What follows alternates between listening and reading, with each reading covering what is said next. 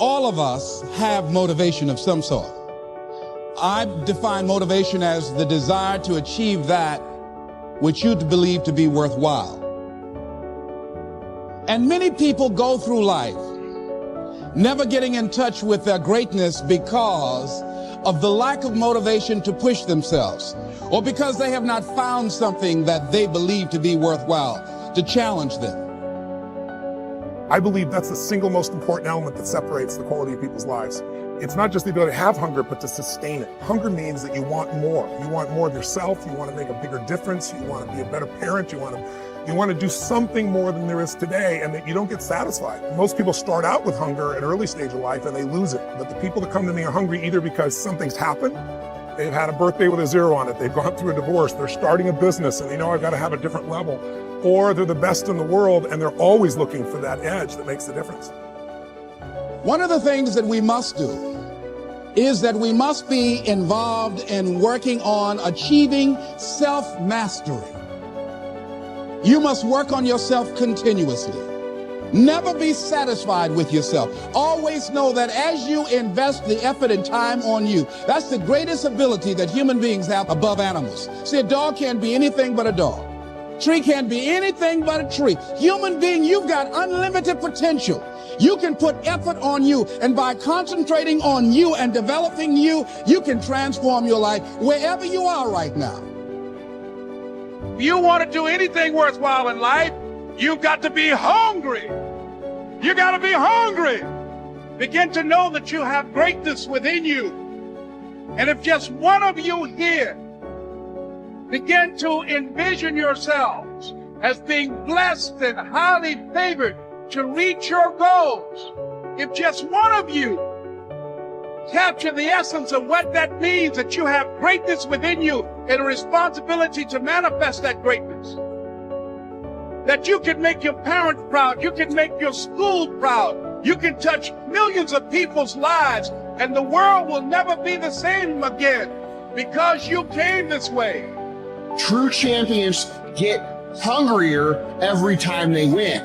Winners dominate losers. Legends dominate winners. Now is your time. Now is the time where the talking is done. Now is the moment where you got to make a decision. And the decision is simply this: are you ready to take the next step?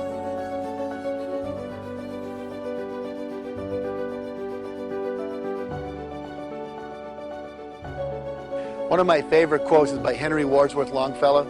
He said, "The heights by great men reached and kept were not attained by sudden flight, but they while their companions slept were toiling upward in the night." What does that mean? You gotta work. You gotta do some doing this. You can't just sit around and hope it'll happen. One of the steps, one of the actions you need to take is called asking. And many of us, see, we wrote a book, Mark and I wrote a book called Dare to Win. And it was a book of all these kind of things, and people went out and they read the book, and still a lot of people weren't successful. And we thought, what's the problem here?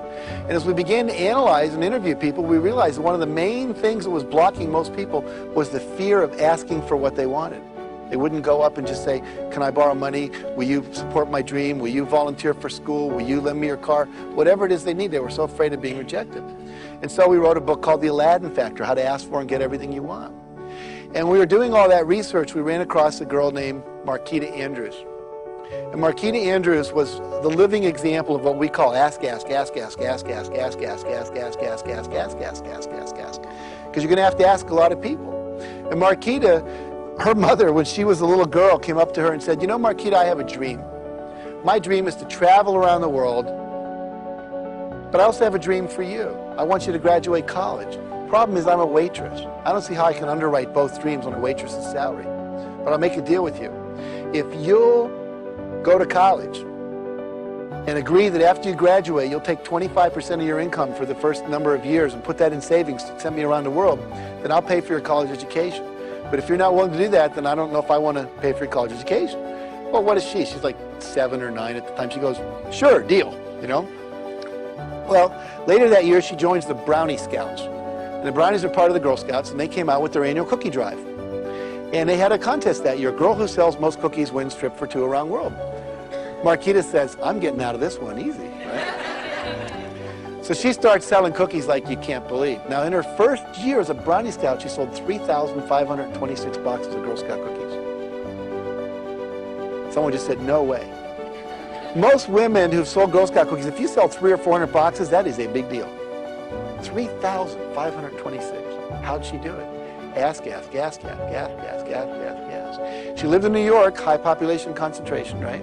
She would go into high-rise apartment buildings and condos, and as people would come down in the morning and back from work, she would just be there. Did you buy your cookies yet? Did you buy your cookies yet? Do you want to buy some cookies? And if she bought one, they said, we want to buy two. Don't you know people? She would just ask. Then one day, she finds herself at 14 years old. She wrote a book called How to Sell More Cookies, Condos, Cadillacs, Computers, and everything else. And she was the keynote speaker at Radio City Music Hall to the $1 Million Roundtable of insurance salesmen, all people who'd sold over $1 million in commissions and all this stuff.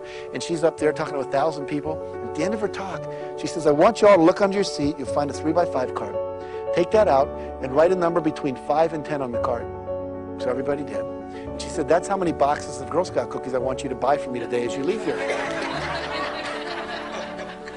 That day, she sold 7,000 boxes of Girl Scout cookies. She's in the Guinness Book of World Records. Before she retired, she sold over 32,000 boxes. Isn't that astounding? Hasn't been beaten yet. Okay. But what does she do? Ask. Very powerful tool.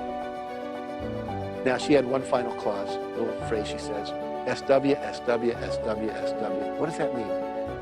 Some will, some won't. So what? Someone's waiting. So if you ask enough people, eventually someone's going to say yes.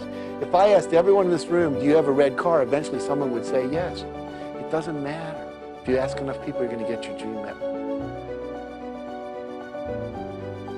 I don't think that equality of opportunity is a problem. I think that's a great thing, and that anyone with any sense champions equality of opportunity. I mean, even if you're purely selfish, say, and purely self-centered, you'd want to set up an economy where everyone who had ability could be maximally exploited by everyone else, because then we can all benefit from each other's talents. And so equality of opportunity is an absolutely useful fundamental principle. But that has nothing to do with equality of outcome. Those things aren't even in the same conceptual universe. And to strive for equality of outcome is, well, it's a fool's game and likely to be extraordinarily, it has proved to be in the past, extraordinarily dangerous, as well as impossible. So, I mean, one of the things we know, for example, is that, I don't know to what degree it's common knowledge in Scandinavia, but the biggest differences between men and women in the world in terms of temperament and interest are in Scandinavia, and they've maximized as a consequence of your egalitarian policies. What do you mean by that? It means that the more egalitarian your state, the bigger the personality differences between men and women. That's like How do you measure that? How do you know that? Oh, well, psychologists have perfected, at least to some degree, the measure of personality over the last 30 years with very advanced statistical models. And so what you do is you offer men and women well-validated tests of preference and of personality. And you do that all across the world with tens of thousands of people in multi-country samples. And then you look at the difference between men and women, and then you rank order that by wealth and egalitarian social policy. And what you find is the more egalitarian the society, the more different the men and women become. I think that equality of opportunity is a perfectly reasonable proposition. I mean, I have a daughter and a wife. I do everything and many female clients who I've consulted with and helped, and in many cases helped accelerate the development of their career tremendously.